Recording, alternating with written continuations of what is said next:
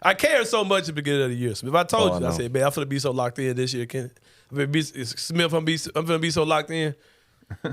I tried. It started getting weird, man. That ended pretty quickly, man. Yeah, I had to get off the ship, man. It started getting weird. I had to go. But, on the court, like, even with all that joking about what I just said, like, Memphis is still top talented team in the conference. If they're not one, they're two. You know what I mean? Yeah.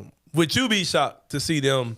I don't really care if they went out, but I would not be surprised to see this team go in the tournament, 4 games in 4 nights, win the thing. They have the talent to do so. It's never been done at Memphis. It's hard.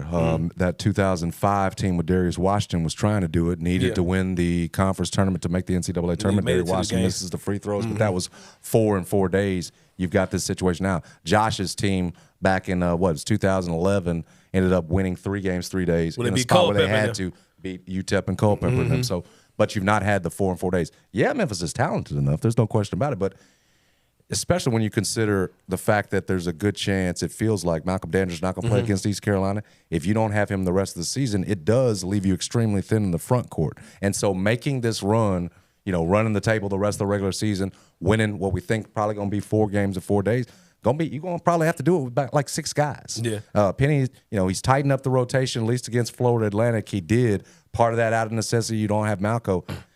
I feel like it's going to have to be that way the rest of the way. Yeah. You're going to have to ride with the David Joneses, the guys that have, that who can produce, and really let that be the end-all, be-all. So back to the point, it's going to be tough, Sain. Making the tournament, trying to win 4 in 4 days, still a slight possibility, I suppose, for an at-large if they finish the regular season undefeated, go to the championship game, although I'm not holding out much hope for that. It's going to be hard, which makes this season so much more frustrating when you consider where they were, as late as January. Number 10 in the country, 15-2, like you said, how close Penny was to what it felt like was like a top 4 seed. And now we're talking about the possibility of not even making the tournament. It's hard to wrap your mind around. I'm gonna put you in Penny Hardaway's shoes, but we're gonna do on the court stuff. I ain't gonna put you in his shoes for off the court stuff.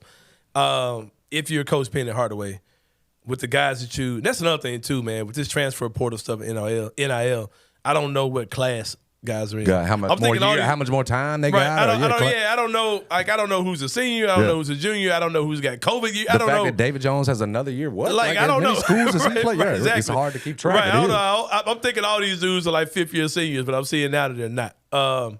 Even Caleb Mills. Yeah, Caleb Mills. Going after a waiver right now. Yeah, so he could come back next year. I saw that. Okay, with that being said, I joked about Penny being like Doctor Strange, right? Where it's like, I don't know if you know the Marvel movies where Doctor Strange like goes to extreme measures. Like he goes back in time, or he's just started going crazy in his last movie. Like I can fix this, and okay, well let me go back here and let me fix this, or like kind of like the butterfly effect type thing with Penny, right? So if you're Penny, how do you build next year's roster?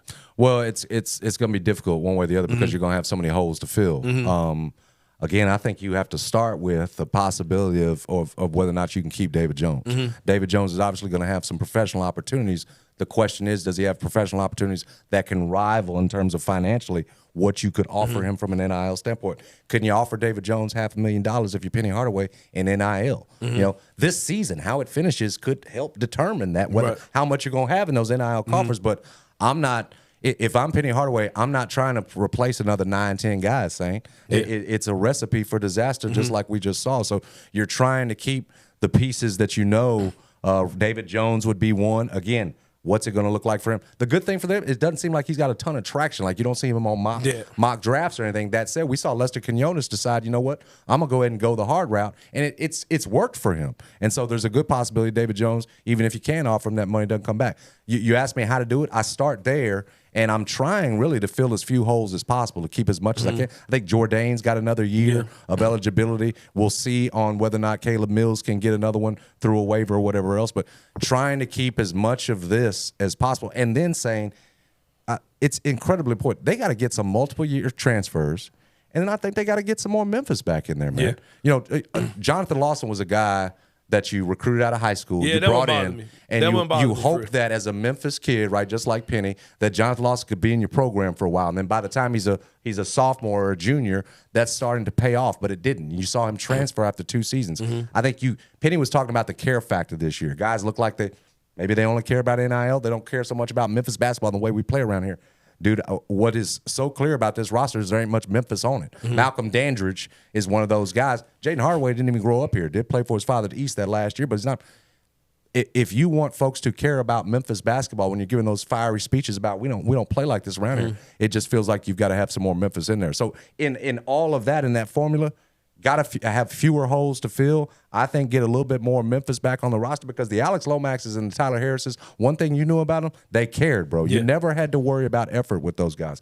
And yes, you've got to still find those transfer portal guys, but it's got to be right fit. And now it just felt like Penny swung. You know, you fall in love with Kendrick Davis. You know, a guy who comes in as a one-year guy, experienced guy. DeAndre Williams, one of those. And you said, man, now I'm going to go experience. Forget them Imani Bates and all those freshmen. I'm going to do it this way. And I just think he swung a little too far in that direction. You got to come back to the middle and find that, find that balance.